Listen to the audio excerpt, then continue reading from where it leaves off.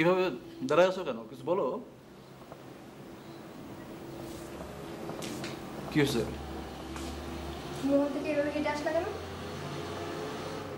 জবাব দাও। আমি তো টয়লেটে গেছিলাম। টয়লেটে গেছিলা? আমি দেখি নাই।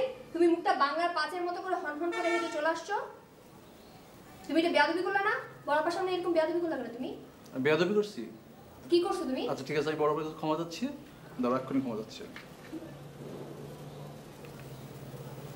আপা আসসালামু আলাইকুম। আপা আমি খুবই সরি, আমি আপনার সামনে থেকে উঠে এসে টয়লেটে গেছিলাম। টয়লেটে যাওয়াটা আমার খুব অপরাধ হয়ে গেছে। আমি কান ধরছি, আমি আর জীবনে টয়লেটে যাবো না। আর আপনার সামনে থেকে আমি কোনোদিন হেঁটে আসবো না। আর যদি হেঁটেও আসি, হন করে আসবো না। আপা প্লিজ আমাকে মাফ করে দিন। আসসালামু আলাইকুম। বুঝলেন? তুমি কি ব্যাপারটাকে মানে ফান করে এটা হালকা করার চেষ্টা করতেছো? না, ফান করে গান করার কোনো ব্যাপার না তো। এটা তো ক্ষমা তো চাইলাম। ক্ষমা চাইলা? বলো কি বলবা। তুমি এখন ইন্টারভিউ দিতে যাবা কি না? না। তুমি মেয়ের জন্য এতটুকু করতে পারবা না? আচ্ছা মেয়ে ভর্তি হবে, আমাকে কেন ইন্টারভিউ দিতে হবে বুঝতে পারছি না। আমি কি প্লে গ্রুপে ভর্তি হব? তুমি বুঝতেছো না কেন? এটা এখন সিস্টেম। তুমি যুগের সাথে তাল মিলিয়ে চলতে হবে না আমাদেরকে? না সেটা ঠিক আছে, কিন্তু এটা কি ধরনের সিস্টেম হলো? কি ধরনের সিস্টেম মানে? আমি পরীক্ষা দিলে মেয়ে কনফার্ম ফেল করবে। তুমি জানো আমি ইংলিশে কত খারাপ। ইংলিশের কথা বললে আমি এখনও গায়ে জ্বর এসে যায়। 7, 8, 9-এ ইংলিশ ফাইনাল পরীক্ষার দিন আমি ফিট হয়ে গেছিলাম ক্লাসে। পরে ব্রোজেন ডাক্তারের হোমিওপ্যাথি ওষুধ খেয়ে আমার জ্বর কমে। আর ম্যাট্রিক পাস করছি কী হবে জানো? 4টা প্রশ্নের উত্তর নকল করে লিখেও মাত্র 34 পেয়েছি। এখন বোঝো অবস্থা। আমাকে ইন্টারভিউ দিতে বলো। তো কি হয়েছে? দরকার হলে আমি তোমাকে ইংলিশ শেখাবো। আর এখন তো কত কোচিং সেন্টার আছে, ওখানে গিয়ে তুমি ইংরেজি শিখতে পারতেছো না? তবে এই বয়সে কোচিং সেন্টারে কি ইংলিশ শিখবো নাকি? তো সমস্যা কোথায়? মেয়ের জন্য সামান্য এতটুকু করতে পারবে না? না, তুমি ফর্মে লিখে দাও মেয়ের বাবার নাম মরহুম আনিসুল হক। ঠিক আছে? মরহুম আনিসুল হক না? মরহুম আনিসুল হক? তুমি মৃত? তুমি যদি মৃত হয়ে থাকো তুমি এখন ঘর থেকে বেরিয়ে চলে যাও। যাও, চলে যাও ঘর থেকে। তোমাকে দরকার নাই আমাদের ঘরে। আমার মেয়েকে আমি সামলাতে পারবো। আমি যখন মেয়ের মা বাবা দুইজনই, তোমাকে দরকার নাই, তুমি চলে যাও। তোমার কথা বলি, আমি ঠিকই বের হয়ে যেতাম, কিন্তু আমি গেলে মেয়ে কান্নাকাটি করবে, এই জন্য আমি যাচ্ছি না। মেয়ে কান্নাকাটি করবে না? করবে।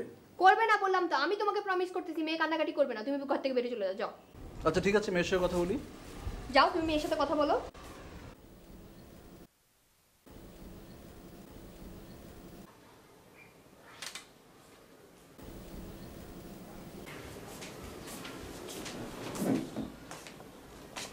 কোনাইজা,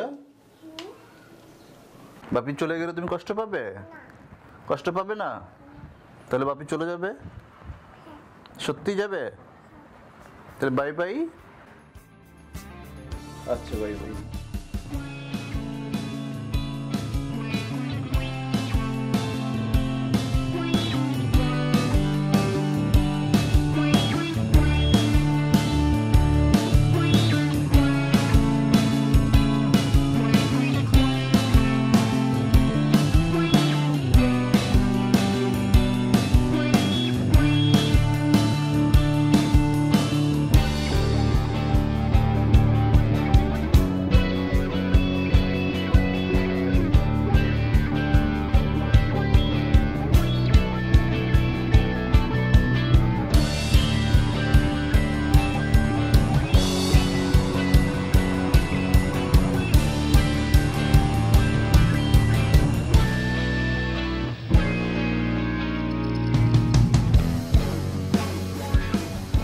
হ্যালো নাসরিন।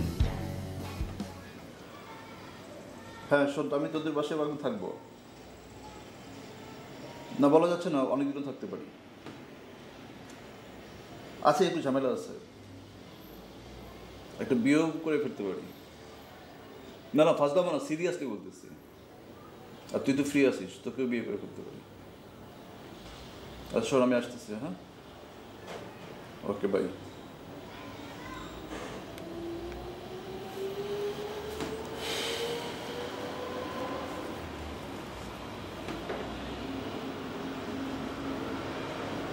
নাসরিনটাকে?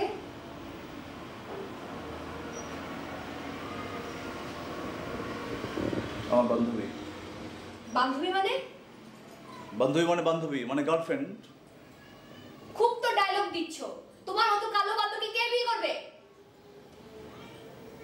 কেন, তোমার মতো সাদা পরি, তোমার মতো সাদা পরি তো দেশে অভাব নেই, আকাশে বাতাসে মাটিতে ভেসে বেড়াচ্ছে, ও একটা ধরে ফেলবো। আকাশে বাতাসে ভেসে বেড়াচ্ছে না? এখন বেরো। এই তুমি তুমি আমার ঘর থেকে বেরো। এটা কি করছো তুমি? তোমাকে বেরোতে বলছি, বেরো। এখন বেরো। মানি ব্যাগ নিতে হবে না, এখন বেরো। বেরো। এখন বের হও তুমি। আমি এইভাবে যাবো না, তুমি বেরো। তুই তো নাসরিনের কাছে যা। তুই যা, এখন যা।